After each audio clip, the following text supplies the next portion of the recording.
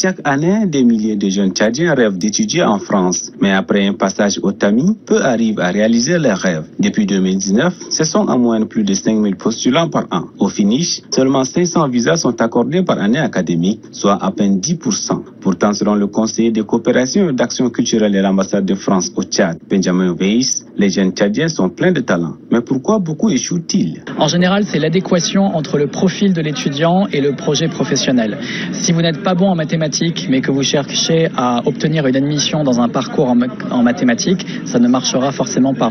Si vous avez un projet professionnel avec un débouché professionnel qui ne correspond pas au parcours académique demandé, ça ne marchera pas. Il faut qu'il y ait de la cohérence dans le parcours. Par ailleurs, nous savons qu'il y a parfois des difficultés sur les demandes de visa.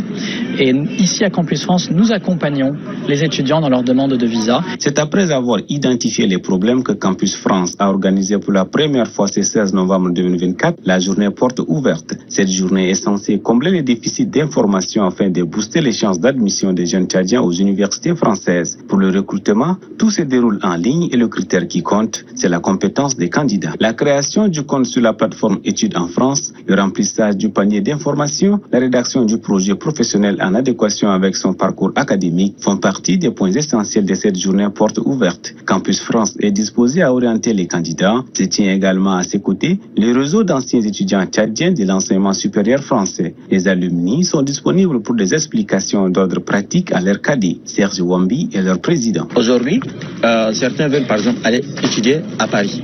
Oui, Paris fait rêver tout le monde. Mais le coût de la location à Paris, le coût de vie à Paris, c'est différent de quelqu'un qui part sur Strasbourg, qui part sur Orléans ou qui part sur Limoges. Lorsque cette personne ne vient pas vers vous pour que vous lui expliquiez cela en choisissant Paris, certainement, il y a d'autres aspirants dans d'autres pays avec plus de moyens, avec peut-être un background plus élevé qui sont retenus. D'octobre à décembre, les prétendants aux études en France peuvent se renseigner en province au centre d'apprentissage de la langue française d'Abéché, de Moundou et Sarr et à N'Djamena à Campus France. Mieux prendre l'information à la source pour éviter tout tâtonnement.